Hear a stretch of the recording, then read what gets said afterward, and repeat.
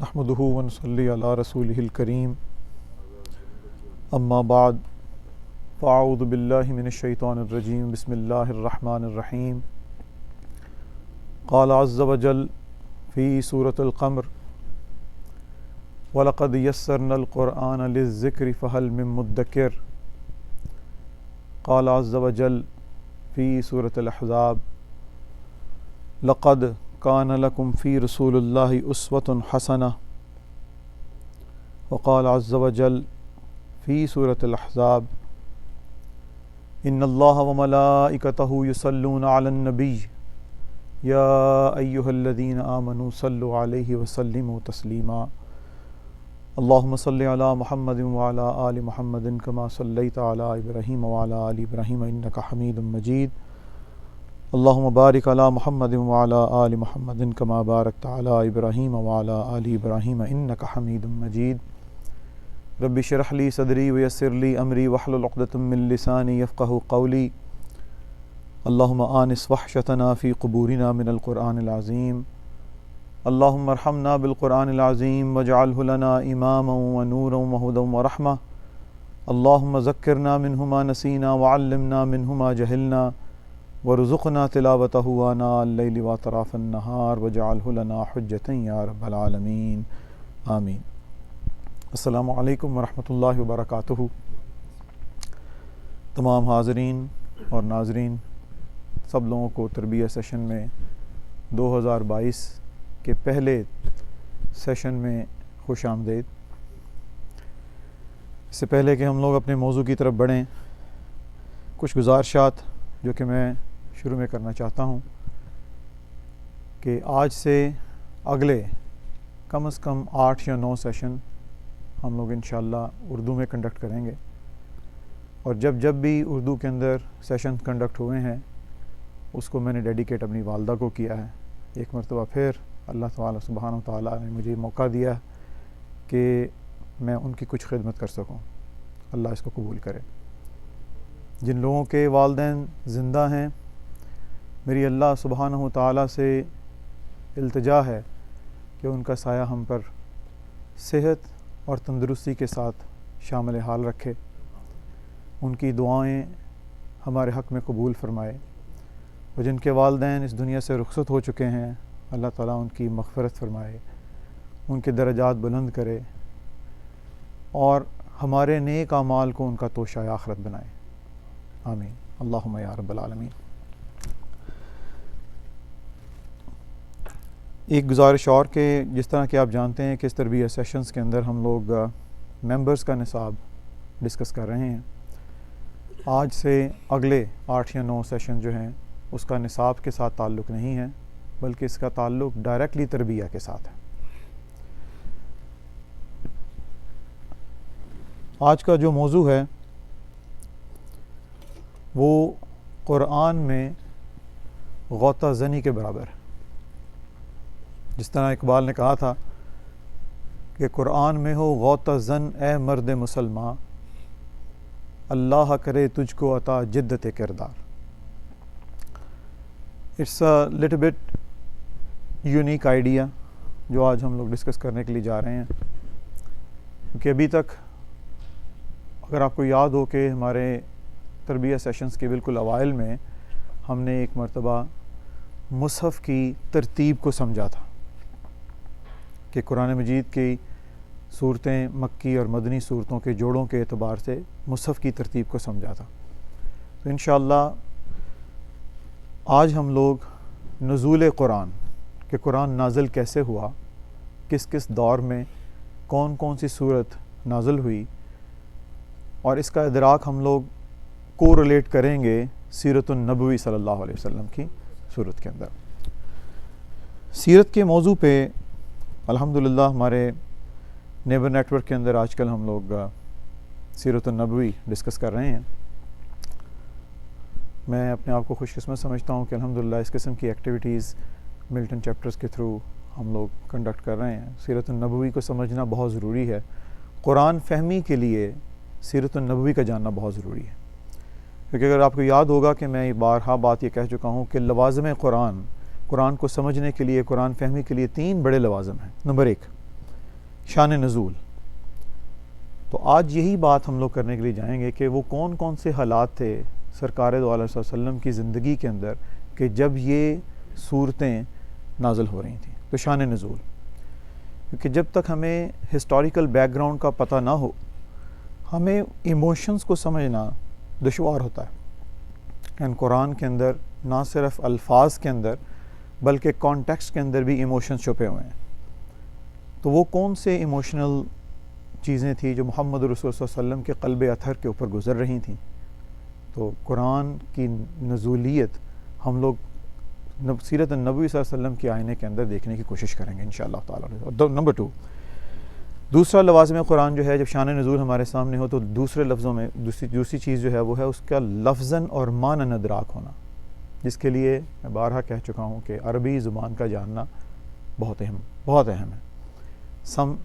Some times بعض اوقات ہم لوگ لفظوں کو معنی تو جان رہے ہوتے ہیں لیکن اس کے پیچھے کھڑی ایموشنز کو جاننے سے محروم رہتے ہیں. تو دیٹس دا ریزن کہ ہم لوگ ایمفسائز کرتے ہیں. الحمدللہ اللہ تعالیٰ نوید بھائی کو صحت تندرستی کے ساتھ ہمارے سروں پر سلامت رکھیں. ماشاءاللہ ایک بہت بڑا سرمایہ ہے عربی سیکھنے کے لیے. الحمدللہ میں نے اس کلاس کو جوائن کیا تھا 2016 سے الحمدللہ، اور آج بھی یہ سفر جاری ہے.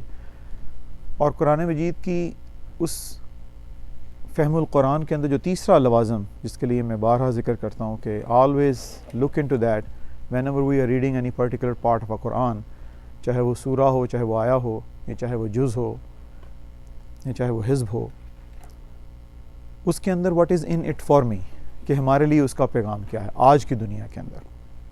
تو میں دوبارہ اس کو کوریلیٹ کرتا ہوں. نمبر 1 شان نزول، نمبر 2 قرآن کو لفظاً اور معنی سمجھنا، اور نمبر 3 کہ اس کے اندر میرے لیے پیغام کیا ہے. ترتیب نزولی کے متعلق جو آج بات کرنے کے لیے جا رہے ہیں اس میں تھوڑی سی پہلے وضاحت کر دوں کہ اس میں مختلف علماء کا مختلف اختلافات ہیں. تو لازم نہیں کہ یہ جو الفاظ، یہ جو باتیں ہم لوگ کر رہے ہیں یہ کوئی حرف آخر ہو، کیونکہ اسکول آف تھاٹس ڈفرینٹ ہیں. لیکن اس کو جاننا ضروری کیوں ہے؟ اس کی وجہ یہ ہے کہ سیرت کے اندر بعض اوقات بہت بڑی بڑی صورتیں، جس طرح آپ جانتے ہیں کہ نبی کریم صلی اللہ علیہ وسلم کے اوپر قرآن مجید کم و بیش 23 سال کے اندر مکمل ہوا. تو ترتیب جو نبی صلی اللہ علیہ وسلم کو اللہ تعالیٰ نے سکھائی وہ کم از کم 2 یا 3 مرتبہ حضرت جبرائیل علیہ السلام کے ساتھ نبی صلی اللہ علیہ وسلم نے دور کیا، اور اسی ترتیب کے ساتھ آج قرآن مجید اپنی اوریجنل فارم کے اندر موجود ہے. یہ ہمارے ایمان کا اور ہمارے عقیدے کا ایک بنیادی جز ہونا چاہیے کہ قرآن کے اندر کسی قسم کا کوئی شائبہ نہیں ہے. تو الحمدللہ اللہ تعالیٰ نے محفوظ فرمایا. لیکن نزول قرآن اور قرآن ان مصحف یہ 2 ڈفرینٹ چیزیں ہیں. تو عین ممکن ہے کہ کچھ علماء نے کچھ آیات جو تھیں وہ کسی جگہ پر اور نازل ہوئی تو اس کو کہیں پر انہوں نے اس کو مکی قرار دیا ہے اور کہیں پر انہوں نے مدنی قرار دیا. اس کی کچھ 4 یا 5 ایکسیپشنز ہیں، وہ بھی میں انشاءاللہ جب ہم ذکر کریں گے تو انشاءاللہ اس کو تفصیل مکمل کریں گے. لیکن یہ ہے کہ جمہور امت کا جو اجماع ہے وہ اسی ترتیب کے ساتھ ہے. تو اس لیے انشاءاللہ تعالیٰ العزیز آج ہم دیکھیں گے کہ قرآن کیسے کیسے نازل ہو رہا تھا محمد رسول صلی اللہ علیہ وسلم کی زندگی کے اندر.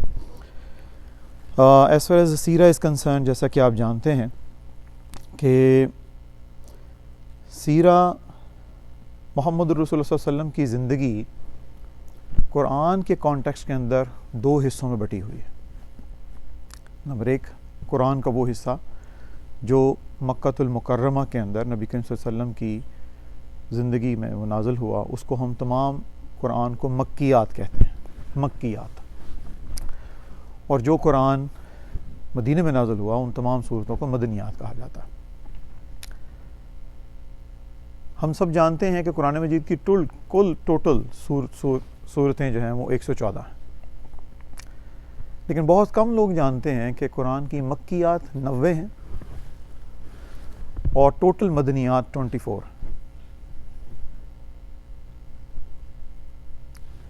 عین ممکن ہے کہ آپ کو بتاؤ، لیکن یہ ہے کہ آج ہمارے لیے سیکھنے کا موقع ہے. تو آج ہم اس کو فرداً آہستہ آہستہ ان چیزوں کو گراسپ کرنے کی کوشش کریں گے.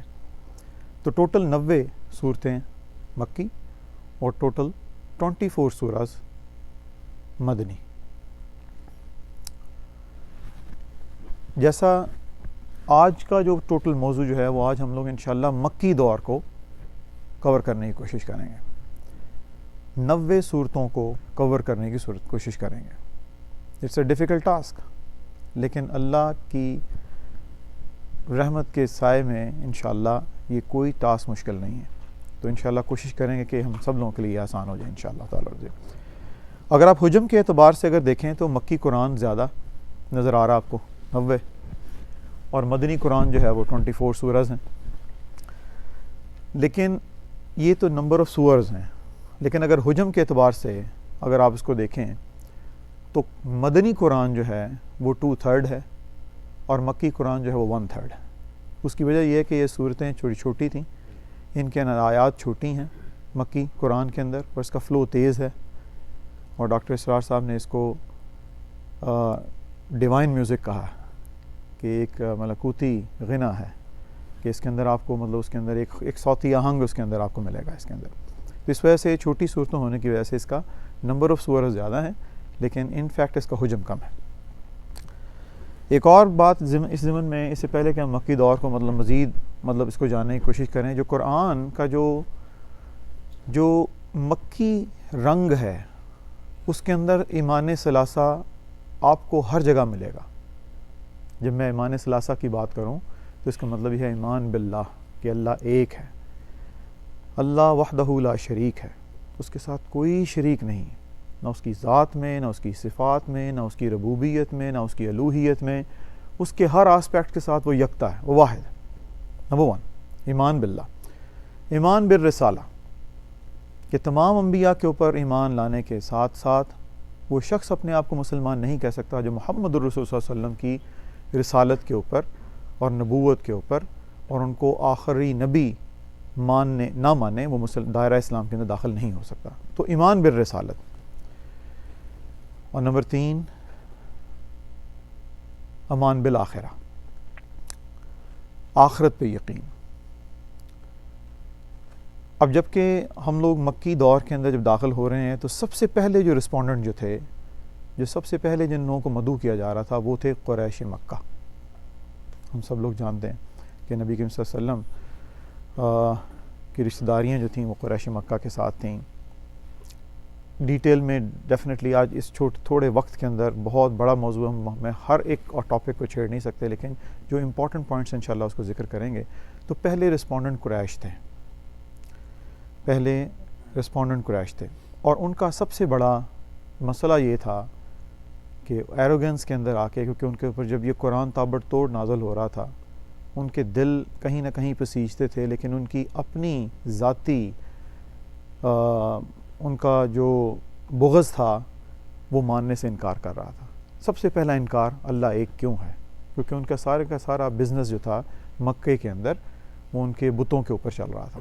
That's the reason they have placed like a 360 different idols inside the Makkah، جو کہ وہ بیت اللہ وہ گھر تھا جو کہ اللہ کی وحدانیت کے لیے جو سب سے بڑے موحد حضرت ابراہیم علیہ السلام تھے، انہوں نے بنایا تھا. اور اسی گھر کو اتنا پولیوٹ کر دیا گیا کہ 360 آئیڈل جو تھے اس کے اندر لا کے رکھ دیے گئے. تو پہلی جو چوٹ پڑی ان لوگوں کو وہ یہ تھی کہ اللہ ایک ہے، there is only one الہ. اس پہ سب سے بڑا آرگیومنٹ تھا. اور دوسرا آرگیومنٹ جو کہ ہر نبی کے ساتھ ہوتا رہا کہ اللہ نے آپ ہی کو کیوں چوز کیا، یا اللہ کو کوئی اور نہیں ملا. تو جب یہ الزامات آنے شروع ہوئے تو یاد رکھیں کہ ایک it's a very natural phenomena کہ جب آپ کسی کے اگینسٹ بات کرتے ہیں تو سب سے پہلے تکذیب کی جاتی ہے. تو پہلا دور تھا تکذیب کا. تکذیب مین جس میں آپ صلی اللہ علیہ وسلم کو یکسر جھٹلایا جا رہا تھا. نمبر 1 اللہ ایک کیوں ہے اور آپ ہی کو کیوں رسول بنایا گیا ہے. اور نمبر 3 جو پیغام تھا کہ یہ دنیا دار آخرت، یہ دنیا جو ہے یہ دارالعمل ہے اور اس کی کھیتی کٹے گی دارالآخرت کے اندر، اس پہ بھی ان کا یقین نہیں تھا. تو 3 بڑی وجوہات کی وجہ سے تکذیب کا دور سٹارٹ ہوا. تھوڑا سا اور بڑھیں گے آگے، تکذیب بڑھتی چلی جائے گی تو تکذیب شدت اختیار کرے گی تو یہ مخالفت کا دور سٹارٹ ہو جائے گا. پھر مخالفت روبرو، مخالفت physical, verbal, emotional, economical, social, ہر قسم کی بائیکاٹ. یہ آگے مکے کی صورت کے اندر ہم دیکھیں گے انشاءاللہ تعالی، مکے کی زندگی کے اندر. اور پھر یہاں تک کہ ان لوگوں نے نبی کریم صلی اللہ علیہ وسلم کی استغفر اللہ قتل کا منصوبہ بنایا، جو کہ اللہ نے اپنی رحمت سے اللہ نے نبی کریم صلی اللہ علیہ وسلم کو نہ صرف محفوظ رکھا اور پھر بہت بڑا ایک فینومینا ایٹ دی اینڈ ہجرت مدینہ واقع ہوا. تو ایک چھوٹا سا جنرل ایک آئیڈیا میں دے رہا ہوں آپ کو. اس کی ترتیب تھوڑی سی میں بتا دوں آپ کو کہ یہ ہمارا چارٹ جو ہے وہ اس طرح سے چلے گا، جگہ تھوڑی ہونے کی وجہ سے پھر ہم لوگ پھر مطلب لیفٹ سے آ کے رائٹ کی طرف چلیں گے انشاءاللہ تعالیٰ. تو آئیے سب سے پہلے دیکھتے ہیں مکی دور. کوشچن، قرآن مجید کمپلیٹ ہوا 23 ایئرس کے اندر، تو کتنے سال مکے میں رہے؟ 13 سال. تو 23 میں سے 13 نکال دیں تو باقی رہ گئے 10. تو مکی تو مدنی دور جو ہے وہ 10 سال کا ہے. تو 13 اور 10 تو کچھ نیومیریکلز ویلیوز ہم لوگوں کو دماغ میں رکھنی پڑیں گی یہاں پہ. ان کل ٹوٹل 13 سالوں کے اندر کتنی مکیات آئیں؟ ابھی ہم نے ذکر کیا 90، رائٹ. اچھا، اب اس کے متعلق اب سائنٹیفک فنامنا یہ ہے کہ کوئی بڑا کام ہو تو اس کو ڈویژن آف لیبر کے اندر لے کر آئیں، اس کو چھوٹے چھوٹے حصوں میں کنورٹ کریں. جب ہم چھوٹے چھوٹے پورشنز کے اندر کسی چیز کو لے کر آتے ہیں تو اس کو سم اپ کریں تو اس کو گریسپ کرنا ذرا آسان ہوتا ہے. تو ٹوٹل 13 سالوں کو علماء نے 4 ڈفرینٹ بڑے ادوار کے اندر منقسم کیا ہے. 4 بڑے دور ہیں، دیر 4 ایئرس. پہلا دور جو ہے وہ پہلے 3 سال پہ محیط ہے، میں اس کی تھوڑی سی تفصیل بھی ذکر کرتا ہوں آپ سے. دوسرا دور جو ہے وہ 2 سال پہ محیط ہے. تیسرا دور 5 سال پہ محیط ہے. اور چوتھا دور پھر 3 سال پہ محیط ہے. خصوص یاد رکھنے کے لیے 3 اور 2 5، 5 اور 5 10، اور 10 میں 3 ایڈ آن کر دیں تو 13 بن جائے گا. پھر دیکھیں 3 اور آخر میں بھی 3، درمیان میں صرف 2 ہیں اور یہ 5 ہیں. 3 2 5 3. صورتوں کی تعداد اس کے اندر 90 ہے، رائٹ. تو اگر آپ دیکھیں تو اس کے اندر بھی بڑی خوبصورت ترتیب پائی جاتی ہے کہ پہلے 3 سالوں کے اندر بھی 13 صورتیں آئی ہیں اور آخری 3 سالوں کے اندر بھی 13 صورتیں آئی ہیں. تو اگر آپ دیکھیں کہ سب سے کم جو سال جو ہیں وہ یہاں پر ہیں اور سب سے زیادہ صورتوں کا نمبر یہاں پہ ہے. تو 2 سالوں کے اندر ٹوٹل 42 سورز آئی ہیں. آلموسٹ اس کا ہاف کر لیں تو تقریباً 22 صورتیں آئیں گی. آخر ان 5 سالوں کے اندر کیا ہو رہا تھا کہ جس کے اندر قرآن نسبتاً کم آ رہا ہے؟ ابھی انشاءاللہ تعالیٰ تھوڑی دیر میں ہم دیکھیں گے انشاءاللہ. تو میں دوبارہ بیان کر دیتا ہوں کہ ٹوٹل 13 سال، جس میں پہلے 3 سال اور یہ 3 سال جو ہیں یہ پہلا، اس کو پہلا دور، اس کو ہم لوگ پہلا دور کہیں گے. جو پہلا 3 سال جو تھے وہ خفیہ دور تھا. اس کے اندر قرآن مجید نازل ہو رہا تھا اور اس پہلے 3 سالوں کے اندر ٹوٹل 13 صورتیں اس کے اندر آئی ہیں. قرآن مجید نازل ہو رہا ہے لیکن ابھی اجازت نہیں ہے کہ اس کا اعلان عام کیا جائے. اور یہ سارا کام جو تھا یہ دارالارقم میں نبی کریم صلی اللہ علیہ وسلم موجود ہوتے تھے، صحابہ آتے تھے، جو مشرف با اسلام ہو رہے تھے، لوگوں کے حلقے کے اندر اندر ہی اندر اسلام پھیل رہا تھا. یہ اللہ کی حکمت تھی، یہ اللہ کی حکمت تھی. اس کی وجہ یہ ہے کہ صرف 13 سالوں کے اندر ہی پورے کا پورا سیاسی منظر تبدیل ہو جائے گا مکے کا. تو اس کی وجہ یہ تھی کہ اس کو بڑے ہی آہستہ آہستہ اللہ تعالیٰ نے پہلے 3 سالوں کے اندر 13 صورتیں نازل فرمائیں. آئیے تھوڑا سا مزید چلتے ہیں یہاں پہ. قرآن مجید کی پہلی سورہ سورۃ العلق، پہلی وحی سورہ علق. جیسا کہ ہم جانتے ہیں کہ نبی کریم صلی اللہ علیہ وسلم پر جو پہلی وحی جو تھی وہ غار حرا میں، ڈیٹیل میں جانے کی ضرورت نہیں کیونکہ ہم لوگ قرآن مجید کا نزول دیکھ رہے ہیں سیرت کے اندر. تو پہلی وحی کی پہلی 5 آیات، بسم اللہ الرحمن الرحیم، اقرأ بسم ربک الذی خلق، خلق الانسان من علق، اقرأ وربک الاکرم الذی علم بالقلم، علم الانسان ما لم یعلم. یہ آغاز پہلی 5 آیات جو تھیں، علماء اگین ہو سکتا ہے کہ ان کی ڈیٹس کے اندر اختلاف ہو، ہم لوگ اس کی ڈیٹیل میں نہیں جائیں گے، لیکن جو جمہور امہ جو ہے وہ اس پہ یہ ہے کہ یہ 610 ہجری کے اندر، 610 عیسوی کے اندر فرسٹ نبوی جو ہے وہ 610 عیسوی ہے. ہم آج 2022 کے اندر بیٹھے ہوئے ہیں اور یہ دور ختم ہو رہا ہے 6622 کے اندر. تو ایگزیکٹلی پورا مکے کا دور جو ہے وہ آج کے دور سے اگر اس کو پیچھے لے جائیں تو 1400 سال پہلے یہ سارے واقعات ہو رہے ہیں. آپ لوگوں کو کوئی واقعے یاد ہوں گے 2010 کے، 2016 کے، 2018 کے، 2020 کے، 2022 کے. تو اگر میں 2000 کو ہٹا کے اگر 600 لگا دوں تو آپ ایگزیکٹلی 1400 سال پیچھے چلے جائیں گے.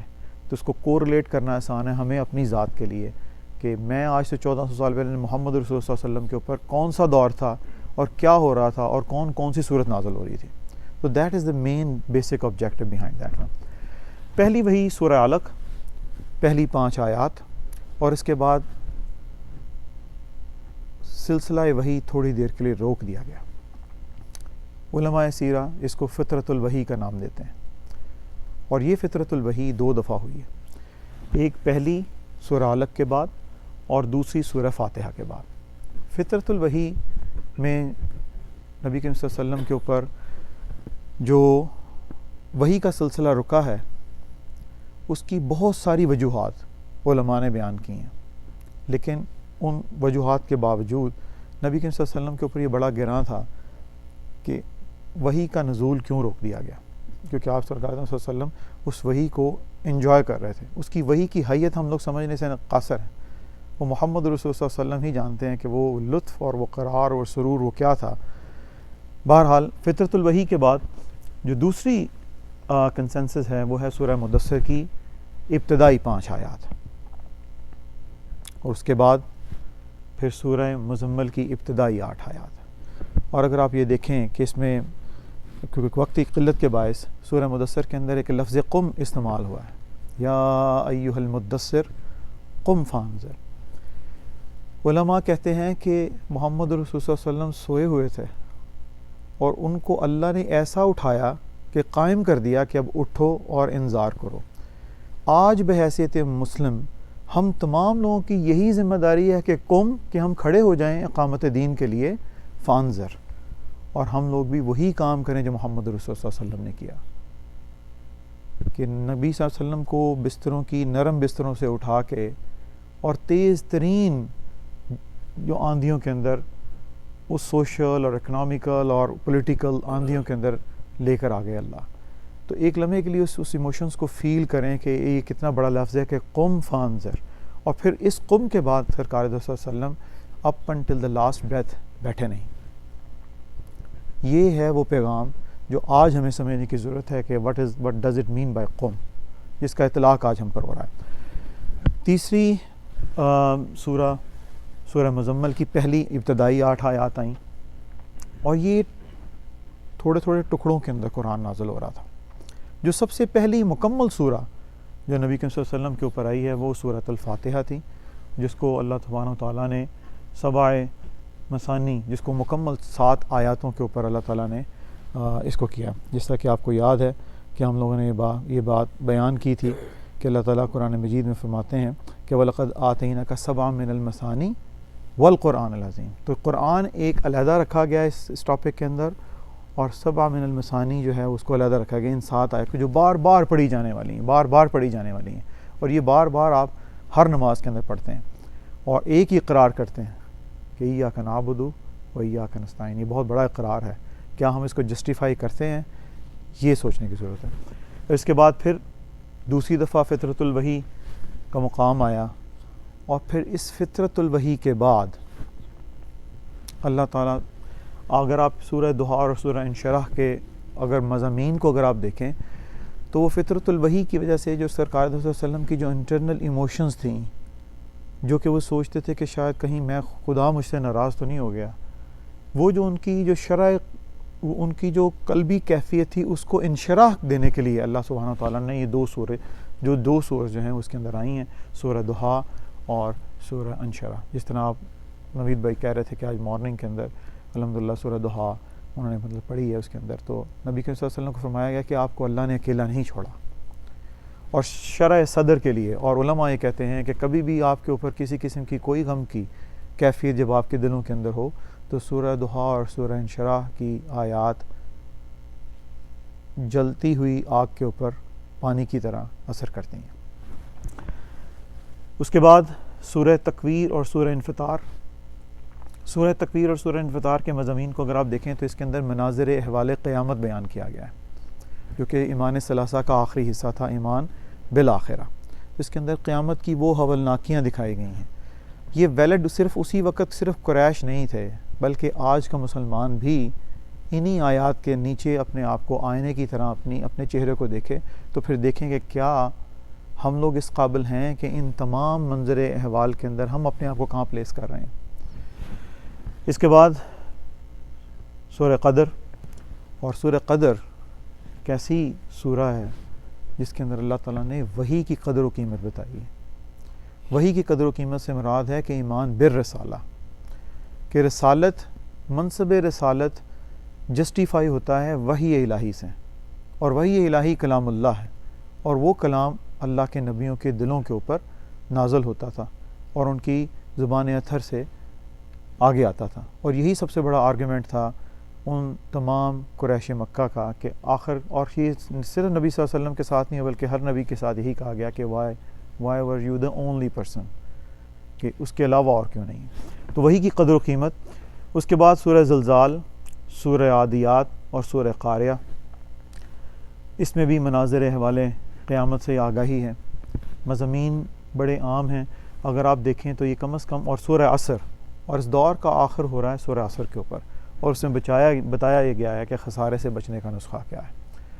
ڈیٹیل میں جانے کی ضرورت نہیں ہے. تو پہلے اب یہ دیکھیں کہ اگر کوئی شخص اپنے آپ کو اپنے تئیں درو بینی کرے اور اپنے آپ کو ٹرانسفارم کرنے کی کوشش کرے. اگر میں اپنے آپ کو آج ٹرانسفارم کرنے کی کوشش کرتا ہوں تو مجھے پہلے ان 13 صورتوں کے متعلق اچھے طریقے سے جاننے کی ضرورت ہے کہ جو میری قلب کی کیفیت ہے وہ آپ فیل کریں گے کہ اس ایمان ثلاثہ کے بغیر ہم اپنی قلبی کیفیت کو تبدیل نہیں کر سکتے. تو پہلا دور کمپلیٹ ہوا. جس طرح پہلے دور کے بعد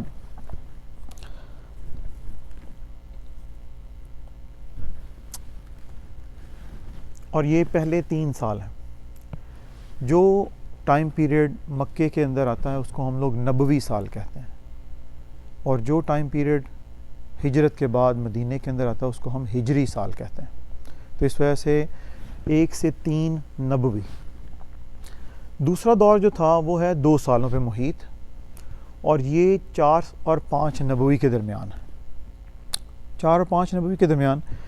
اس میں جو سب سے امپورٹنٹ بات سمجھنے والی وہ یہ ہے کہ یہ علماء نے ان کو بھی 2 بڑے پوائنٹس کے اندر اس کو ڈیوائیڈ کیا ہے، بلکہ 3 چیزوں کے اندر. پہلا دور جو ہے وہ ہے اعلان کے فوراً بعد. اب آپ اندازہ لگا سکتے ہیں کہ جس طرح ہی یہ 13 صورتوں کے ساتھ صحابہ کی جو تربیت ہوئی، اب اعلان کے لیے ان کو ریڈی کیا گیا ہے. جس طرح یہ اعلان ہوا کہ محمد رسول صلی اللہ علیہ وسلم نے اپنی نبوت کا اعلان کر دیا اور یہ بتایا کہ قرآن مجید ان پہ نازل ہو رہا ہے، اور قرآن مجید کی آیات پڑھ کے سنائی جانے لگی لوگوں کے اوپر. یو کین فیل کہ وہ کیا انٹینسٹی آف ریئیکشن ہوگا ایٹ دیٹ ٹائم. اس دور کو پہلے اعلان کے فوری بعد اور یہ بڑی تیزی کے ساتھ 23 صورتیں نازل ہوئی ہیں. آپ کو یاد ہے کہ ہم نے کہا تھا کہ اس کے اندر ٹوٹل 42 سورز ہیں. ان 42 سورز کو بھی تھوڑا سا آگے ڈیوائیڈ کریں اگر ہم لوگ، تو یہ جو پہلا دور جو تھا، جو سب سے پہلی جو مخالفت جو آئی ہے وہ دور تکذیب ہے. وہ دور تکذیب ہے جس میں انہوں نے یکسر اس کا انکار کرنا شروع کر دیا. اور اس دور تکذیب کے اندر ٹوٹل 23 سورز ہیں. دوسرا جو سب سے بڑا واقعہ اس کے اندر جو 5 نبوی کے اندر جو ہوا وہ تھا ہجرت حبشہ. تنگ آمد بجنگ آمد. جب آپ کو، اور پھر سب سے بڑی یہ بات ہے کہ اس وقت نبی کریم صلی اللہ علیہ وسلم کو کسی قسم کی ریٹیلیشن کرنے سے اللہ تعالیٰ نے منع فرمایا تھا. فرمایا گیا تھا کفو ایدیکم، کہ اپنے ہاتھوں کو باندھ کے رکھو. اس کے اندر آپ کو ریٹیلیٹ کرنے کی بھی اجازت نہیں تھی. کوئی جہاد کے متعلق کسی قسم کا کوئی حکم نہیں تھا. صرف صبر محض تھا، صرف اور صرف صبر محض تھا. اور اس دوران جب آپ کے اوپر جب پرسویشنز جب آ رہی ہیں، جب آپ کے اوپر بہت سارے الزامات لگ رہے ہیں، جب آپ کے اوپر بہت ساری شدت بڑھ رہی ہے، تو الٹیمیٹلی جب وہ مخالفت جب بڑھ جائے گی تو الٹیمیٹلی اس کے بعد پھر کیا فینومینا ہوا؟ ہجرت. تو پھر یہی تھا کہ اللہ کی زمین بہت بڑی ہے، تو موو کیجئے. تو اللہ کی ڈائریکشن میں نبی کریم صلی اللہ علیہ وسلم نے مسلمانوں کو حکم دیا کہ وہ ہجرت حبشہ کر جائیں. تو یہ سمجھنے کی ضرورت ہے کہ اب ہجرت حبشہ سے ریلیٹڈ جتنی صورتیں آ رہی ہیں اس سے پہلے کیا ہوا اور اس کے بعد کیا ہوا. ہجرت حبشہ کے متعلق تھوڑا سا میں بتا دوں آپ کو کہ جیسا کہ آپ سب لوگ جانتے ہیں کہ اس وقت کا بادشاہ نجاشی، اور نجاشی جو تھا وہاں پر کرسچنز کی حکومت تھی ایٹ دیٹ ٹائم، عیسائیوں کی حکومت تھی. تو اس دور کے اندر جو ہجرت حبشہ سے پہلے جو 7 صورتیں جو نازل ہوئی ہیں اس کو دور مخالفت کہا جاتا ہے، کیونکہ اب تکذیب سے بات نکل کے اب آگے چلے گی یہ دوسرے سٹیپ کے اندر دور مخالفت کے اندر. ان 7 صورتوں کے اندر مسلمانوں کو جن لوگوں نے اب آئندہ موو کرنا ہے ہجرت حبشہ کی طرف، ان کی دماغی طور پہ، ان کی ذہنی طور پہ اللہ تعالیٰ ایک پرورش اور رہنمائی فرما رہے ہیں کہ جب عیسائیوں کے ساتھ جب ان کی ملاقات ہوگی تو عیسائیوں کے دیس کے اندر ان کو دعوت عام کس طرح سے دی جائے گی، ان کے ساتھ تثلیث کا انکار کیسے کیا جائے گا، ان کے ساتھ آداب دعوت کیا ہوں گے. یہ اس وجہ سے بھی امپورٹنٹ ہے خاص طور پہ کہ آج ہم جن ملکوں کے اندر بیٹھ کے دین کا کام کرنا چاہتے ہیں وہی مسٹ نو کہ اس کے پیچھے تربیت اللہ نے کیسی کی ہے. تو ان صورتوں کو جاننا ضروری ہے. اور پھر جب ہجرت حبشہ کے بعد، جب ہجرت حبشہ ہو چکی تو اس کے بعد مزید 12 اور صورتیں اس 4 اور 5 نبوی دور کے اندر آتی ہیں. تو دوبارہ دیکھ لیجئے 23, 7 اور 12 اگر سب کو اکٹھا کر دیں تو وہ 42 ہیں، وہ یہی نمبر میچ کر جائے گا. آئیے پہلے دیکھتے ہیں کہ اعلان کے بعد جو پہلی 23 صورتیں جو اس کے اندر آئی ہیں، اور اس کے اندر بڑا خوبصورت آپ کو ایک رخ ملنے والا ہے. ان 23 صورتوں کا آغاز ہو رہا ہے سورہ اخلاص سے، اور ان 23 صورتوں کا اختتام ہو رہا ہے سورہ فلق اور سورہ ناس کے اوپر. ابھی اگر آپ دیکھیں غور کریں تو ابھی زیادہ تر ہم لوگ 30ویں پارے کے اندر ہی ہیں. تو آپ کو نظر آئے گا کہ 28 بلکہ 27, 28, 29 اور 30 یہ بہت بڑا ایک مکی گلدستہ ہے. اس کے اندر مدنی آتی ہیں، اس کے اندر جس طرح ہم لوگ بات کر رہے تھے کہ جس طرح مسبحات جو ہیں اس کے اندر ایک بہت بڑا گلدستہ مطلب مدنی صورتوں کا آتا ہے، لیکن زیادہ تر یہ مکی قرآن ہے، زیادہ تر یہ مکی قرآن، اور یہ ذہنی کیفیتیں بدلنے والا قرآن ہے. یہ سٹارٹ ہوا یہاں سے سورہ اخلاص سے، اور سورہ اخلاص کا سب سے بڑا موضوع جو ہے وہ ہے توحید ذات کا اعلان کا حکم. جہاں لفظ قل قرآن مجید میں آیا ہے اس کا مطلب ہے اعلان کا حکم آیا ہے، اور یہ صرف اعلان نبی کریم صلی اللہ علیہ وسلم کے لیے نہیں تھا بلکہ آج بحیثیت امہ ہم سب کے اوپر اس لفظ قل کا اطلاق ہو رہا ہے. اس کی حیت بہت بڑی ہے، اس کی پرائس بہت بڑی ہے جو ہم لوگوں کو پے کرنی پڑے گی. اس کے لیے بہت زیادہ محنت کرنے کی ضرورت ہے، اس کے لیے بہت زیادہ محنت کرنے کی ضرورت ہے، کیونکہ اس کا جو وزن ہے وہ بہت بڑا ہے اس میزان کے اندر. تو کون ہے جو اس لفظ قل کو سمجھا؟ تو پہلی بات سورہ اخلاص توحید ذات کے اعلان کا حکم دیا گیا. الٹیمیٹلی اگر آپ جہاں یہاں پر دیکھیں تو اب آپ کو صورتوں کے وہ گلدستے نظر آ رہے ہیں. اس میں میں نے کچھ چھوٹی چھوٹی اس کے ساتھ اس کی جو بیسک تھیمز ہیں ان صورتوں کے وہ لکھ دی ہیں تاکہ آپ کو ایموشنز پتہ چلیں. ہے یہ دور مخالفت، یہ دور تکذیب، ٹھیک ہے، یہ دور تکذیب ہے اور اس کے اندر یہ صورتیں نازل ہو رہی ہیں. جو سب سے پہلا اعلان کے بعد جو چیز جس کا حکم دیا گیا وہ سورہ اخلاص کہ آپ نے اعلان کیا، اور ساتھ ہی سورہ اخلاص. اور سورہ اخلاص سب سے بڑی کاٹ تھی ان کی اپنی ذہنی عقائد کی، جو قریشی جس کی وہ پوجا کر رہے تھے. تو اب آپ اندازہ لگائیں کہ 360 بت، اور وہ منا میں بھی اور حج میں بھی جو ساری پولوشن جو ان لوگوں نے کی ہوئی تھی اس شرک کی، اس کے اوپر کتنی بڑی کاٹ تھی، تو کتنی بڑی مخالفت کا سامنا تھا. سورہ 3 سورہ رحمان. سورہ رحمان اب یہ دور تکذیب کے اندر جو تیسری سورہ جو اعلان کے بعد جو آئی ہے وہ ہے سورہ رحمان اور سورہ مصلات.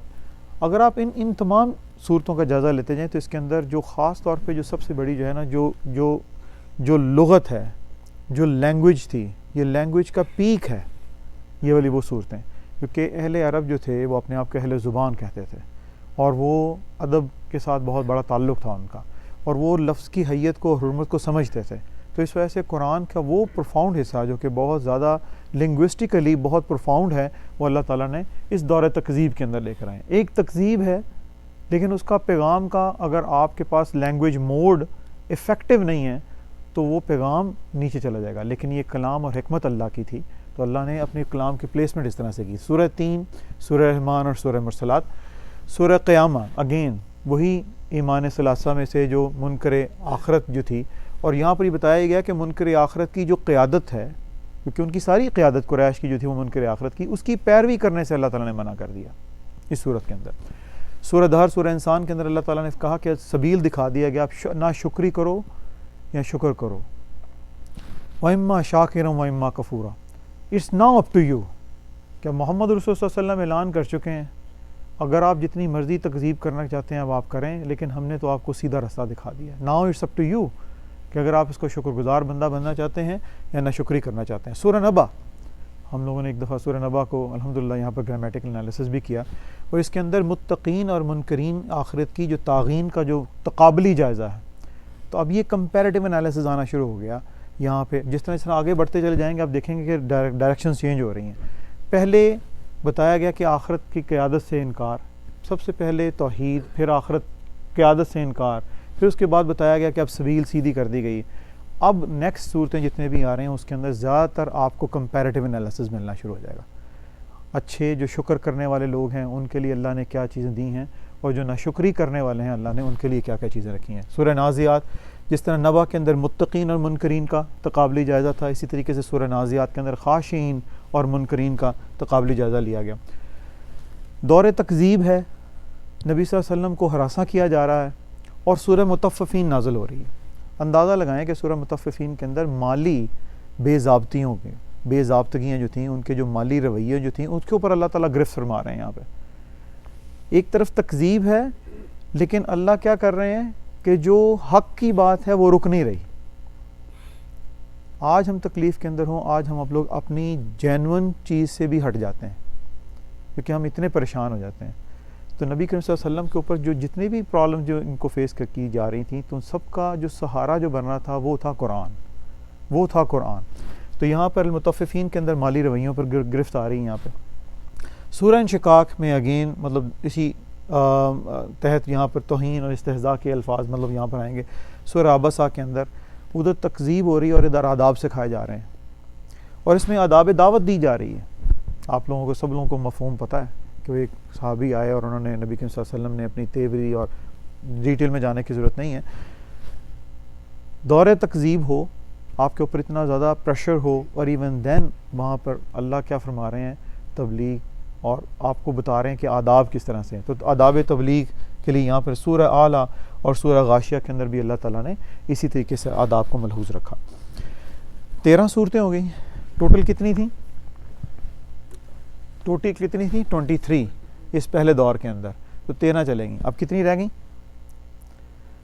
10 رہ گئی، رائٹ؟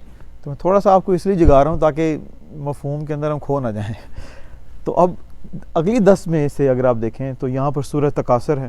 سورہ تکاثر میں آپ کو پتہ ہے کہ اللہ تعالیٰ نے قریشی قیادت کی مادہ پرستی کو، ان کی مادہ پرستی کو ہٹ کیا یہاں پہ، سورہ قریش ہر بندہ جانتا ہے، اور یہ قرآن کا وہ حصہ ہے جو کہ عام مسلمانوں کو یاد ہوتا ہے، اور ہم لوگ عمومی طور کے اوپر اپنی نمازوں کے اندر یہ قرآن کے ہی حصے پڑھتے ہیں، لیکن اگر ہمیں اس کا یہ پتہ چل جائے کہ وہ دور کون سا تھا، اب آج جب آپ جا کے ان صورتوں کو اپنی نمازوں کے اندر لے کر آئیں گے تو اس وقت ذہن میں رکھیے کہ اس وقت دور تکذیب تھا، اور نبی کریم صلی اللہ علیہ وسلم کو ہراساں کیا جا رہا تھا، ان کو انکار کیا جا رہا تھا، اور یہ دور تکذیب دور مخالفت کے اندر جانے والا تھا، اور اس وقت بھی محمد الرسول صلی اللہ علیہ وسلم ہمیں آداب زندگی سکھا رہے تھے۔ تو اللہ کے کلام اور اللہ کی فہم دیکھیں کہ پریشانی کے ساتھ اللہ تعالیٰ نے ساتھ ہی رحمت بھی ساتھ مطلب آپ کو نظر آ رہی ہے یہاں پہ، جو ان کی گراؤنڈ ریالٹی کے اوپر جو بھی مسائل تھے اس سے درکنار اللہ تعالیٰ ساتھ ایڈریس بھی کر رہے ہیں۔ اور یہاں پر ایڈریس کس چیز کا ہو رہا ہے؟ قریشی قیادت کی مادہ پرستی، کیونکہ یہاں پر کمپلیٹ مادہ پرستی کی نہیں۔ سورہ ہمزہ کے اندر جو بخیل اور بد اخلاقی جو ان کے اندر جو تھی، جو مانگے کی چیزیں مانگے نہیں دیتے، اس کے متعلق بھی آداب یہاں سکھائے جا رہے ہیں۔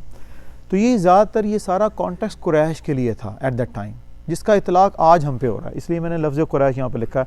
سورہ فیل کے اندر اللہ تعالیٰ نے بتا دیا قریشی قیادت کو کہ اللہ تعالیٰ ہی کعبے کی حفاظت کرنے والا ہے، آپ جو متولی بنے ہوئے یہاں پہ، آپ کی ضرورت نہیں ہے اللہ کو، اللہ تعالیٰ نے ہی پہلے حفاظت کی تھی اور اللہ ہی اب بھی اپنے رسول کے ساتھیوں کے ساتھ اس کی حفاظت فرمائے گا۔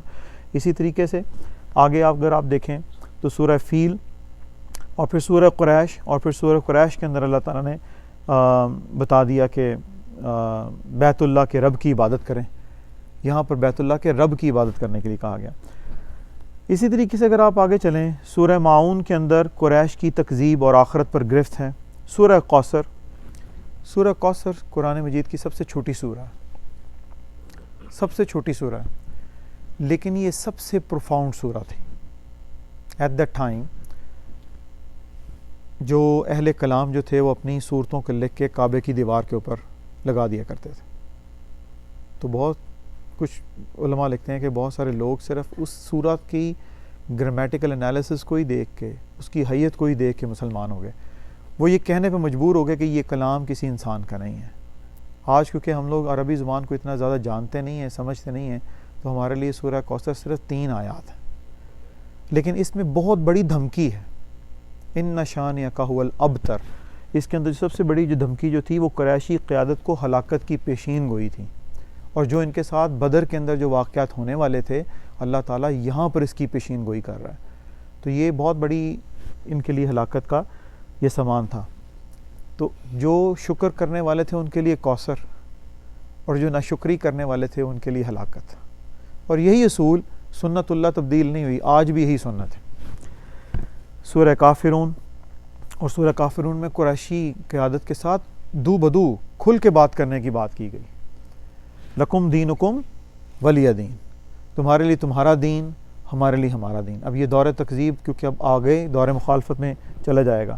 اور پھر یہاں پہ جو سب سے بڑی جو پرابلم جو نبی کریم صلی اللہ علیہ وسلم کو فیس ہو رہی تھی اس دور تکذیب کے اندر، وہ اس کے اپنے چچا لہب اور جہل، یہ 2 لوگوں نے نبی کریم صلی اللہ علیہ وسلم کی زندگی کے اندر بہت زیادہ پرابلم کریٹ کرنے کی کوشش کی، اور لہب اور اس کی بیوی تو بہت زیادہ حد سے آگے بڑھ گئی۔ تو یہاں پر اللہ تعالیٰ نے یہاں پر سورہ لہب نازل فرمائی کہ قریش کی جو قریشی قائد جو تھا اور اس کی بیوی کو ہلاکت کی پیشین گوئی کی گئی۔ جی جی جی جی جی اور اس کے بعد جس طرح میں نے کہا کہ شروع ہوا تھا سورہ اخلاص سے، قل سے، اب پھر اعلانوں کے اوپر ختم ہو رہا ہے دور تکذیب، قل اعوذ برب الفلق اور قل اعوذ برب الناس۔ تو سورہ فلق اور سورہ ناس، سورہ فلق توحید ربوبیت ہے اور سورہ ناس توحید الوہیت ہے۔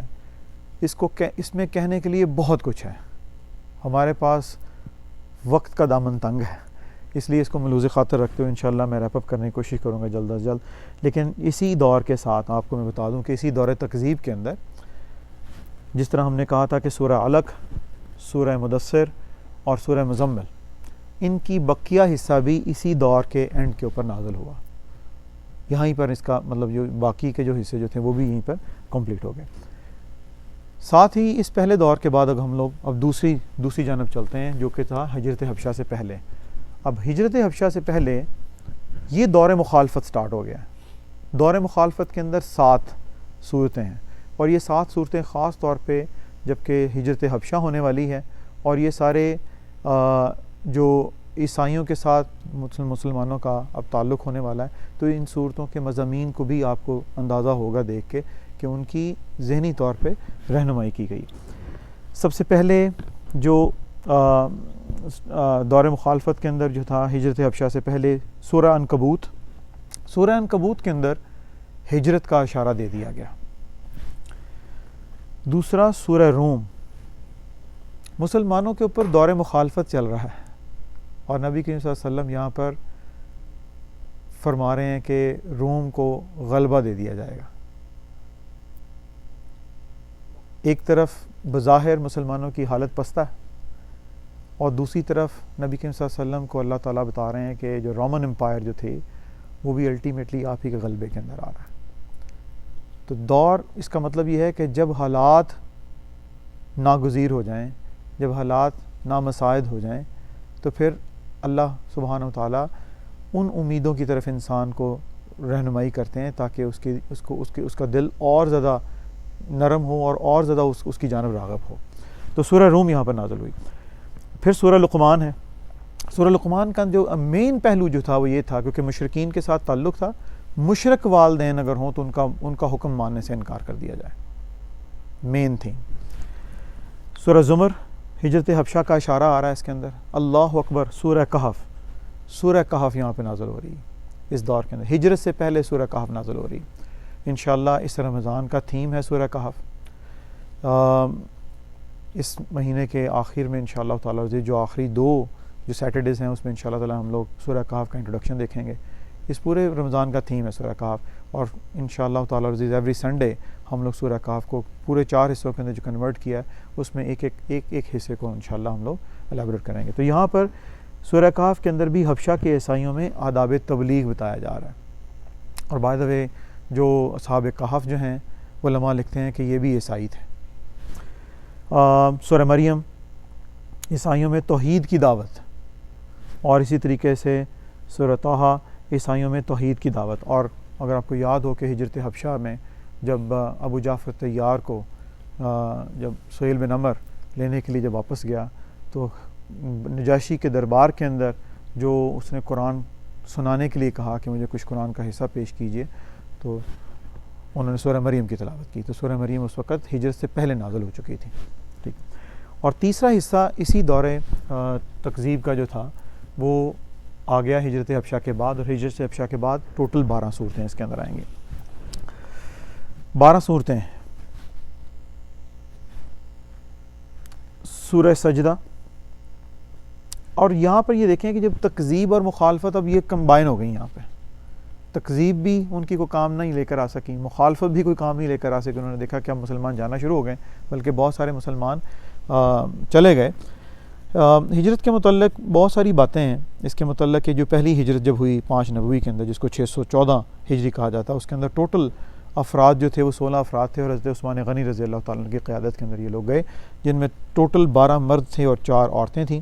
اور پھر ہجرت حبشہ دوبارہ دوسری مرتبہ پھر ہوئی، اس کا بھی ذکر آئے گا کہ سورہ نجم کے ساتھ کیا واقعہ ہوا اور الٹیمیٹلی ان کو کیوں واپس آنا پڑا۔ پھر دوسری جو ہجرت جو ہے اس میں تقریباً کوئی 82 مرد اور 18 عورتیں، جو کہ ٹوٹل 100 افراد کی ہجرت ہوئی ایٹ دیٹ ٹائم۔ اب بے سر و پا الزامات جب کچھ نہ بن پڑے تو پھر انسان الزامات لگانا شروع کر دیتا ہے۔ ان صورتوں کے اندر آپ الزامات ہی الزامات دیکھیں گے۔ یہ وہ صورتوں کا سلسلہ سٹارٹ ہو رہا ہے جس کے اوپر نبی کریم صلی اللہ علیہ وسلم کو الزامات لگائے گئے، جس طرح سورہ سجدہ کے اندر نبی صلی اللہ علیہ وسلم کو مفتری کہا گیا، سورہ واقعہ کے اندر نبی کریم صلی اللہ علیہ وسلم کے اوپر، اسی طریقے سے سورہ قاف ہے، سورہ زاریات کے اندر نبی صلی اللہ علیہ وسلم کو ساحر اور مجنون کہا گیا، سورہ طور کے اندر نبی کریم صلی اللہ علیہ وسلم کو معاذ اللہ شاعر، مجنون اور کاہن کہا گیا، سورہ ملک کے اندر گمراہ ہونے کا الزام لگایا گیا۔ یہ میں اس وجہ سے بات کر رہا ہوں کہ جب آپ ان الفاظ کو پڑھیں تو آپ کو پتہ ہو کہ یہ دور کون سا تھا، کن ادوار کے اندر یہ والے الفاظ آ رہے تھے۔ اسی طریقے سے سورہ قلم میں مجنون اور مفتون کہا گیا، سورہ حاقہ میں کاہن اور شاعر کہا گیا، سورہ معارج میں زیر جو زبردست قریشی قیادت جو تھی ان کو ہلاکت کی مطلب ان کا اندیہ دے دیا گیا۔ سورہ نوح میں جس طرح قوم نوح کو ہلاکت کے ساتھ دوچار ہونا پڑا، جب اللہ سبحانہ وتعالیٰ جب جب التذکیر بایام اللہ کرتے ہیں، جب دوسری نسلوں کی قوموں کی جب بات کرتے ہیں تو وہ کمپیریٹیو انالیسس ہوتا ہے کہ جب قوم نوح جو تھی جب ان کو ہلاکت مطلب وہاں پر سے ہلاک کیا گیا جہاں ان کا تصور بھی نہیں تھا، کہ بالکل خشک سالی کے دوران جو اتنا بڑا سیلاب آیا، تو یہ بھی بتایا جا رہا ہے کہ جو آپ سرکار صلی اللہ علیہ وسلم کے ساتھ کر رہے ہیں اسی قسم کی ہلاکت کے آپ بھی ذمہ دار ہوں گے۔ اسی طریقے سے سورہ شمس میں اور اسی طریقے سے سورہ لیل کے اندر۔ یہاں پہ تھوڑی سی میں آپ کو بات بتا دوں کہ یہاں پہ یہ دور جس طرح ہی ختم ہوتا ہے، یہاں پر سورہ نجم کی آخری آیات آتی ہیں۔ سورہ نجم کی ابتدائی آیات واقعہ معراج کے ساتھ ہیں، اگر آپ کو یاد ہوگا، تو سورہ نجم کی آخری آیات جو تھیں جس کے اندر سجدے کی آیت آئی، واقعے میں جانے کی ہمارے پاس نہ وقت ہے، آپ سب لوگ جانتے ہیں کہ جب وہ آیت سجدہ آئی تمام لوگوں نے سجدہ کر دیا، اور اس کے بعد انہوں نے کہا کہ محمد صلی اللہ علیہ وسلم نے ان بتوں کا بھی نام لے کے کہہ دیا کہ یہ بھی اللہ کے برگزیدہ بندے ہیں۔ تو اس کو سن کے جو ہجرت حبشہ میں جو لوگ گئے تھے الٹیمیٹلی انہوں نے یہ کہا کہ تو سب لوگوں نے سجدہ کر لیا، تو اس کا مطلب سب ایمان لے آئے۔ تو دیٹس دا ریزن کہ وہ لوگ وہاں سے واپس آ گئے۔ جب وہ وہاں پر واپس آئے ہیں تو انہوں نے پھر نبی صلی اللہ علیہ وسلم پر انکار کیا، اور انہوں نے کہا کہ نہیں، ہو سکتا ہے کہ شاید شیطان نے ہمیں ہمارے کانوں کے اندر وسوسہ ڈال دیا، تو پھر انہوں نے تکذیب کرنا شروع کر دی. تو اس وجہ سے اب وہ جو 16 افراد جو گئے تھے اب اپنے ساتھ بہت سارے اور لوگوں کو بھی لے کے ساتھ چلے گئے. تو یہاں پر ہمارے پاس دوسرا دور جو ہے وہ یہاں سے ختم ہوتا ہے. میں وقت کو تھوڑا سا زیادہ کرنے کے لیے میں معذرت خواہ ہوں. میں چاہتا ہوں کہ آج یہ ٹاپک انشاءاللہ ہم کمپلیٹ کر لیں. 2 ادوار ہم لوگ کمپلیٹ کر چکے ہیں. ابھی تک ہم لوگوں نے دیکھا 3 سال پورے ہوئے، 2 سال پورے ہو. اب یہ جو حصہ جس کے اندر ہم داخل ہو رہے ہیں یہ 5 سالوں کا حصہ ہے. اس کی ڈیٹیلز بہت زیادہ علماء کے پاس، مطلب جو میں نے جہاں تک میرا علم ہے بہت ساری چیزیں نہیں تھیں، لیکن جو سب سے بڑا واقعہ یہاں پر جو رونما ہونے جا رہا ہے وہ ہے شاب ابی طالب. شاب ابی طالب جو نبی صلی اللہ علیہ وسلم کو 3 سال کے لیے اسیر کر دیا گیا. ان 5 سالوں کا سٹارٹ ہوتا ہے نوید بھائی 6 ہجری نبوی سے لے کے 10 نبوی تک. 6 نبوی سے 10 نبوی تک یہ ٹوٹل 5 سال ہیں، اور اس کے اندر 22 سورج جو ہیں وہ نازل ہو رہی ہیں. اس کے اندر 2 بڑے واقعات ہوتے ہیں اس دور کے اندر. اس دور کے اندر جو سب سے بڑا واقعہ جو تھا وہ تھا قحط. مکے کے اندر قحط آ گیا، اور وہ قوم جو کہ اپنے آپ کو بہت ایروگنٹ سمجھتی تھی گھٹنے ٹیکنے پہ مجبور ہو گئی. اور مفسرین لکھتے ہیں کہ بلکہ سیرہ کے علماء لکھتے ہیں کہ ابو سفیان نے نبی کریم صلی اللہ علیہ وسلم کے پاس جا کے دعا کرنے کی استدعا کی. انہوں نے کہا کہ اگر آپ اللہ کے رسول ہیں تو ہمارے لیے دعا کریں، کیونکہ اس وقت وہ لوگ قحط کی عالم یہ تھا کہ وہ جو گٹھلیاں بھی جو تھیں کھجوروں کی وہ بھی چبانے پہ مجبور ہو گئے. اللہ کے نبی نے دعا کی اور پھر قحط سالی دور ہوئی. تو پہلا واقعہ جو یہاں پر جو 6 نبوی کے اندر ہے وہ ہے قحط. اور قحط کے بعد جس طرح ہی وہ اللہ تعالیٰ نے ان کے اوپر انشراح کیا، قحط کے بعد 9 صورتیں نازل ہو رہی ہیں. ٹوٹل ہیں 22 میں سے 9 چلے جائیں تو کتنی رہ جاتی ہیں؟ 13. تو اس کا مطلب پھر یہ ہے کہ وہ جو 13 صورتیں جو ہیں وہ نازل ہو رہی ہیں شاب ابی طالب کے اندر. بلکہ ان 13 میں سے بھی 10 شاب ابی طالب کے اندر نازل ہوئی ہیں، اور ان میں سے بلکہ 11، اور ان میں سے 2 جو تھیں وہ بعد میں، ابھی اس کا بھی ذکر کرتے ہیں انشاءاللہ تعالی. یہ کرونالوجیکل آرڈر دماغ میں رکھنا اس وجہ سے ضروری ہے تاکہ ہم لوگ ان کے سبجیکٹس دیکھ سکیں کہ ان کے اندر کیا کیا ہے. حالانکہ بہت بڑے بڑے سبجیکٹس ہیں اس کے، اور قرآن کے عجائبات تو ایسے ہیں حدیث کے مطابق کہ قیامت تک اس کے عجائبات ختم نہیں ہوں گے. لیکن یہاں پر اس ٹاک کے دوران جو چیز ملحوظ خاطر رکھی جا رہی وہ یہ ہے کہ وہ زمینی حالات کون سے تھے جس میں نبی کریم صلی اللہ علیہ وسلم کے اوپر قلب کی کیفیات کیا تھیں، اور ان کو ایڈریس کرنے کے لیے اس کے موضوع کیا تھے اس کے اندر. تیسرا دور مکی دور، 5 سال، 6 نبوی سے 10 نبوی، ٹوٹل صورتیں 12، 2 حصے مزید. قحط سے پہلے 9 اور قحط کے بعد 13. تو قحط سے پہلے جو 9 صورتیں جو تھیں یہ دور ہے 6 نبوی کا.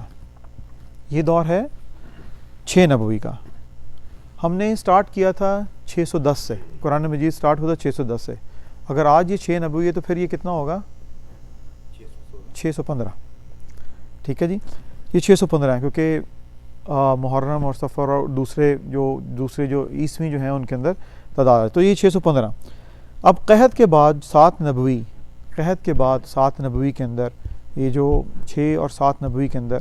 اچھا، ایک اور اس میں بڑا ایک امپورٹنٹ بات میں یہاں پہ آپ کو بتا دوں کہ جس طرح یہ دور مخالفت اور یہ دور تکذیب ختم ہوا، جسی طریقے سے یہ 6 نبوی کے اندر ہے. 6 نبوی کا ایک بہت بڑا واقعہ ہے. کوئی بتانا چاہے گا مجھے 6 نبوی میں کیا ہوا تھا؟ 6 نبوی کے اندر اس دور کے آغاز کے اندر حضرت حمزہ رضی اللہ تعالیٰ نے ایمان لیا ہے. حضرت حمزہ رضی اللہ تعالیٰ ایمان لیا ہے. ہم سب لوگ واقعے کو ہم جانتے ہیں کہ نبی صلی اللہ علیہ وسلم کی تکذیب کی جا رہی تھی. حضرت حمزہ شکار سے واپس آتے ہیں، اور شکار سے آنے کے بعد انہوں نے دیکھا کہ نبی صلی اللہ علیہ وسلم کے تقریباً ہم عمر تھے، اور انہوں نے جا کے دیکھا کہ محمد صلی اللہ علیہ وسلم زد و کوب کیا جا رہا ہے. تو انہوں نے ابو جہل کے سر کے اوپر وہ جو ان کے پاس جو بھی ان کا جو کمان جو تھی وہ ماری، اور الٹیمیٹلی نے کہا کہ میں لے کر آتا ہوں ایمان. تو ان کا ایمان کا لے کر آنا، اور پھر جب وہ ایمان لے کر آئیں تو ثابت قدم رہیں. عربوں کے اندر ایک سب سے بڑی، جہاں ان کی جاہلی روایات تھیں لیکن ان کے اندر سب سے بڑی جو یہ تھی کہ وہ بات کے پکے تھے. جب وہ ایک دفعہ کسی کو کہہ دیتے تھے تو الٹیمیٹلی اس بات پہ قائم رہتے تھے. تو حضرت حمزہ رضی اللہ تعالیٰ ایمان لے کر آئے. 6 نبوی کا بہت بڑا واقعہ. اور اللہ کے حضور میں نبی صلی اللہ علیہ وسلم اس دور کے اندر دعا کرتے تھے کہ اللہ یا 2 عمر، یا عمر رضی اللہ تعالیٰ یا پھر ابو جہل کا نام بھی عمر تھا، تو ان دونوں عمروں میں سے کسی ایک عمر کو میرے پر نازل. تو 3 دن کے بعد حضرت حمزہ کے ایمان لانے کے 3 دن کے بعد حضرت عمر رضی اللہ تعالیٰ عنہ بھی ایمان لے کر آ گئے. اب حضرت حمزہ اور حضرت عمر رضی اللہ تعالیٰ عنہ جیسے شیر صحابہ موجود تھے. ایون دین اللہ کے رسول کو کہا جا رہا ہے کفو ایدیکم، نو ریٹیلیشن. آپ سمجھ سکتے ہیں کہ جو لوگ جسمانی طور پہ اور ارادے کے طور پہ اتنے مضبوط تھے ان کو بھی روکا جا رہا ہے. تو یہ تھی وہ صبر کی تلقین یہاں پہ. تو قحط کے بعد اب یہ 9 صورتیں نازل ہونے لگی ہیں. اس سے ایڈجسٹن اس سے پہلے حضرت حمزہ اور حضرت عمر رضی اللہ تعالیٰ اسلام لے کر آ گئے ہیں. اب اس کے اوپر اب پھر وہی معاملہ ابھی بھی سٹارٹ ہے جو کہ ان کے اوپر جو تکذیب اور مخالفت کی جا رہی تھی ان کے. سورہ انبیاء وہی بے سر و پا الزامات، استغفر اللہ شاعر اور مجنون. سورہ مؤمنون میں اندر مجنون کہا گیا. سورہ فرقان نازل ہو رہی ہے یہاں پہ خوبصورت. ہم لوگوں نے سورہ فرقان کے اندر عباد الرحمن کی ہم لوگوں نے صفات دیکھی تھیں. اس کے اندر مسحور اور مفتری کا. سورہ شعراء اسی طریقے سے نبی صلی اللہ علیہ وسلم کو ساحر. سورہ نمل کے اندر نبی صلی اللہ علیہ وسلم کو استغفر اللہ ساحر کہا گیا. سورہ قصص، اور سورہ قصص سے متعلق ایک آیت آتی ہے.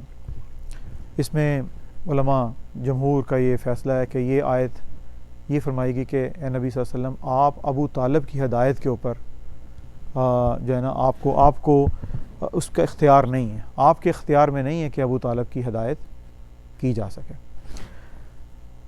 سورہ اور یہاں پر حوامیم کا سلسلہ سٹارٹ ہو رہا ہے.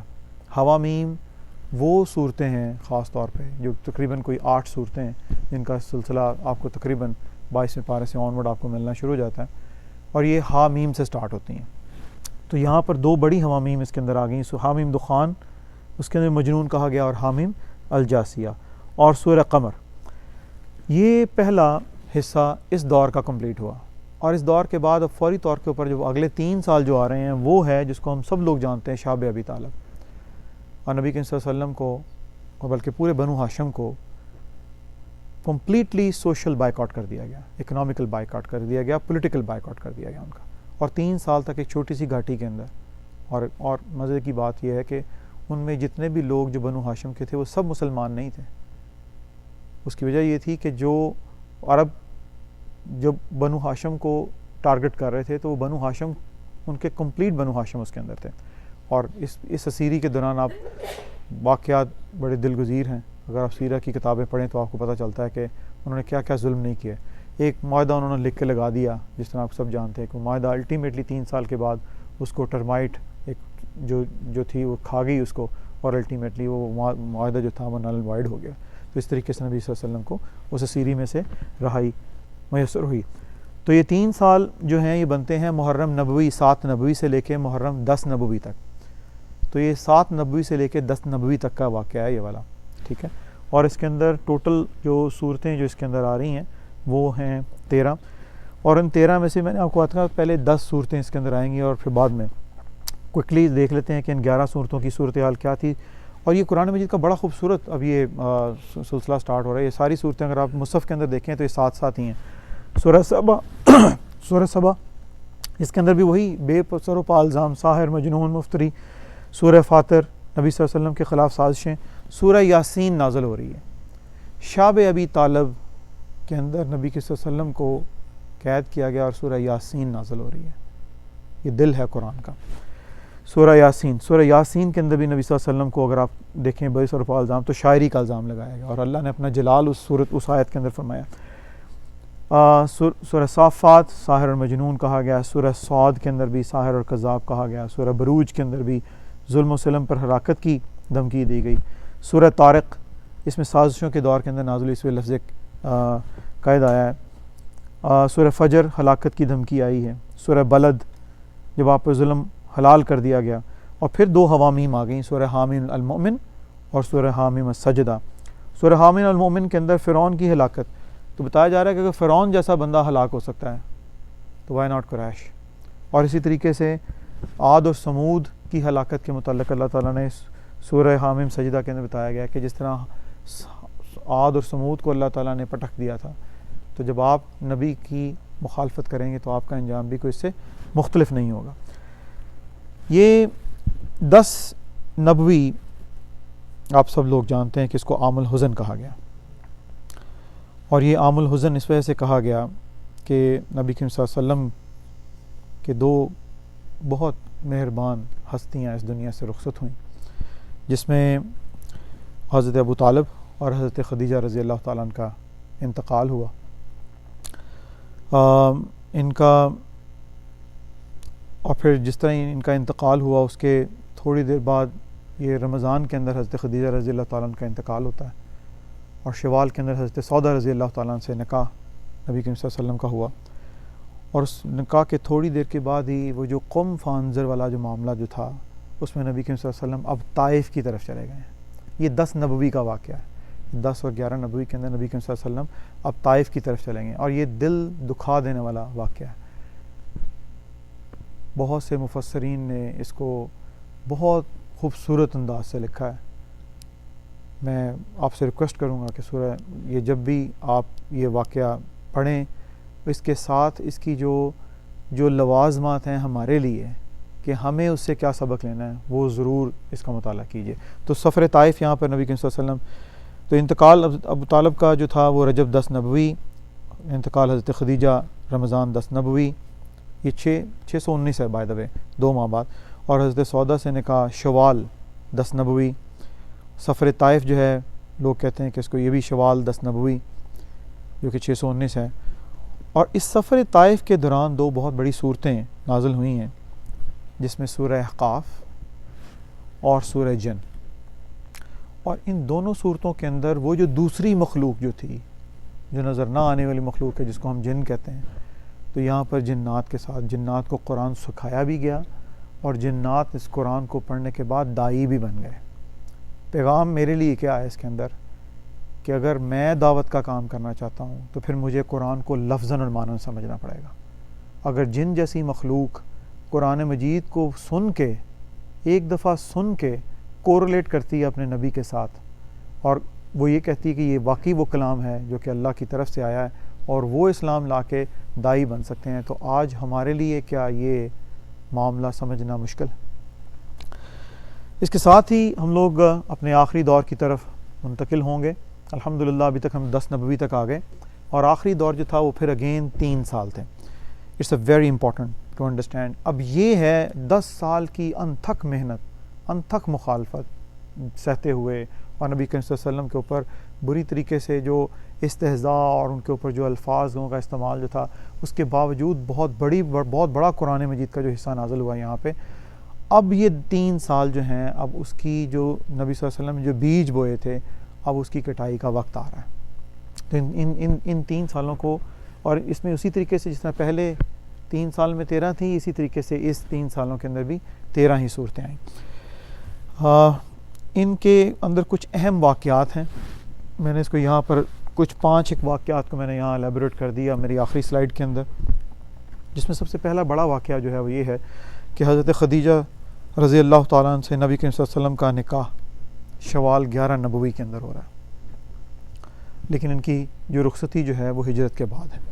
حضرت عائشہ رضی اللہ تعالیٰ عنہ حضرت عائشہ صدیقہ رضی اللہ تعالیٰ عنہ۔ جو دوسرا بڑا واقعہ جو ہے وہ یہ ہے کہ 11 نبوی ذی الحج، 12 نبوی ذی الحج اور 13 نبوی ذی الحج، اس میں 3 بڑے واقعات ہو رہے ہیں اس کے اندر۔ 11 نبوی ذی الحج میں یہ تھا کہ بہت سے لوگ حج کے لیے مکے اور منا کے اندر قیام کرنے کے لیے آتے تھے، تو نبی کریم صلی اللہ علیہ وسلم نے جب کہ قریش کو تمام قرآن سنا دیا، طائف تک چلے گئے، طائف کے باوجود بھی نبی کریم صلی اللہ علیہ وسلم، اور ابھی بھی وہ قم فانزر والا معاملہ رکا نہیں ہے، اور اب آپ سرکار صلی اللہ علیہ وسلم نے جانا شروع کر دیا منا کے اندر، اور جو وہاں پر جو لوگ جو تھے ان کو تبلیغ اور دعوت کا کام شروع کر دیا۔ تو وہاں جو سب سے بڑا جو ٹرننگ پوائنٹ آیا ہے اسلامک ہسٹری کے اندر وہ یہ تھا کہ جو 6 سعید روحیں جو تھیں، جو 6 جو خزرج کے جو 6 افراد تھے، یہ پہلے وہ غیر قریشی یا غیر مکن جو تھے انہوں نے قبول اسلام کیا۔ اب یہاں پر ہجرت کا جو ماحول جو ہے وہ بننا شروع ہونے لگا۔ اس کے فوری بعد جو اگلا واقعہ جو کہ 27 رجب، اگین ڈیٹس کے اندر اختلاف ہو سکتا ہے، 12 نبوی کے اندر وہ تھا واقعہ معراج،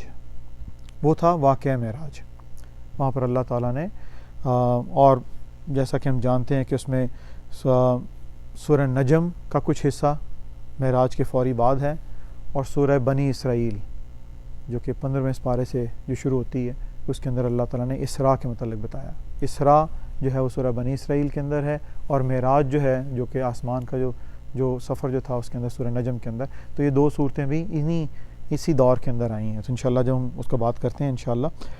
اور اسی طریقے سے پھر اگلا جو واقعہ جو بہت بڑا ہوا وہ تھا بیت عقبہ اولیٰ۔ ہم نے ہو سکتا ہے یہ الفاظ سنے ہوں لیکن ہمیں اس کا ادراک نہیں ہوتا۔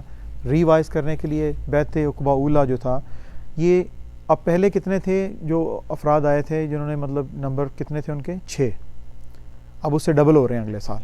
تو یہ اب 12 افراد جو تھے، یہ 12 نبوی کے اندر ہی 12 افراد جو تھے وہ قبول اسلام کر رہے ہیں، اور ان 12 کی تعداد جو ہے وہ 10 خزرجی تھے اور 2 قبیلہ اوس سے تھے۔ جب مدنی دور کی انشاءاللہ بات کریں گے تو اس میں ان قبائل کے متعلق بھی ہم لوگ کچھ نہ کچھ تھوڑا بہت ذکر کریں گے ضمناً۔ اور آخری جو واقعہ جو ہوا وہ تھا بیت عقبہ ثانی۔ بیت عقبہ ثانی کے اندر، اور یہ 13 ذی الحج جو کہ اب آج کون سا سال ہے؟ 2022، اور یہ سال تھا 622۔ یہ 622 ہے، ایگزیکٹلی 1400 ایئرز اگو یہ معاملہ ہو رہا ہے، اور ذی الحج کے اندر ہو رہا ہے، اور منی کے اندر نبی صلی اللہ علیہ وسلم جا رہے ہیں۔ پہلے 6 تھیں، اگلے سال 12 ہوئے، اور یہ بہت بڑا بیت عقبہ ثانی جو تھا اس میں 72 افراد 72 لوگوں نے قبول اسلام مطلب کیا، اور یہ سارے حالات اب بن رہے ہیں ٹورڈز ہجرت۔ پہلے تکذیب کی گئی، پھر مخالفت کی گئی، مخالفت کی وجہ سے شدت اتنی بڑی کہ لوگوں کو ہجرت حبشہ کرنے پر مجبور کر دیا گیا، محمد رسول صلی اللہ علیہ وسلم کو یہاں پر رہنے کا حکم دیا گیا، اور اگلے ہی سالوں کے اندر ان کو شعب ابی طالب جیسی 3 سال اس گھاٹی کے اندر ان کو سوشل اکنامیکل ہر قسم کا بائیکاٹ کیا گیا۔ اس کے باوجود نبی کریم صلی اللہ علیہ وسلم جس طرح ہی رہائی پاتے ہیں اور الٹیمیٹلی طائف کی طرف سفر کر جاتے ہیں، اور طائف کے سفر کرنے کے باوجود بھی منی کے دوران ذی الحج کے دوران الٹیمیٹلی 6، 12 اور 72 افراد اب تک مسلمان ہو چکے ہیں۔ ناؤ یو کین امیجن، اب ان 3 سالوں کے اندر یہ جو آپ کو نظر آ رہے ہیں کہ رہائی کے بعد جو 3 سال جو تھے جس میں 11، 12 اور 13 نبوی جس کے اندر ہم لوگ چلے ہیں، اس کے اندر ٹوٹل 13 ہی صورتیں نازل ہوئی ہیں اس کے اندر، ٹھیک ہے۔ اور اگر آپ دیکھیں خوبصورتی کے ساتھ تو یہاں پر آپ کو زیادہ تر انبیاء کی ناموں کی صورتیں نظر آئیں گی، ہیں یہ انبیاء کے ناموں کی صورتیں، لیکن ان کے اندر بھی استہزاء ہی کا معاملہ نظر آ رہا ہے۔ ان کے اندر بھی استہزاء جو نبی صلی اللہ علیہ وسلم کے اوپر جو ان کو مذاق اڑایا جا رہا تھا اسی کا معاملہ یہاں پہ نظر آ رہا ہے۔ تو پہلی سورہ جو تھی وہ تھی سورہ یونس، اس میں سحر اور افتراء کے بارے میں بات کی گئی۔ سورہ ہود کے اندر بھی اس طرح کے، لیکن اس کے ساتھ تشکیک کا معاملہ بھی ہے۔ اس میں بہت بڑا سورہ یونس اور سورہ ہود کے اندر اب اللہ سبحانہ و تعالیٰ نے ناشکر لوگوں کے اوپر بہت بڑی گرفت کے متعلق بات کی گئی۔ اور واقعہ یہ ہے کہ حضرت ابوبکر صدیق رضی اللہ تعالیٰ عنہ ایک روز نبی کریم صلی اللہ علیہ وسلم کے پاس آتے ہیں تو آپ نے دیکھا کہ آپ کی داڑھی مبارک کے اندر بہت زیادہ سفید بال آ گئے۔ تو نبی صلی اللہ علیہ وسلم نے فرمایا کہ آج میرے اوپر 2 بہنیں نازل ہوئی ہیں، یہ 2 صورتیں اکٹھی آئیں ہیں، تو انہوں نے مجھے بوڑھا کر دیا۔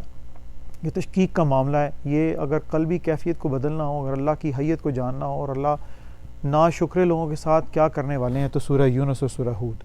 اسی طریقے سے سورہ یوسف میں اصل میں یہ رسول اللہ صلی اللہ علیہ وسلم کے اخراج کے جو منصوبے بن رہے ہیں، وہ سورہ جس طرح اللہ نے اپنے نبی یوسف کو بچا لیا اور لے کے چلے گئے، تو اسی طریقے سے اس کا اشارہ تھا ٹورڈز ہجرت۔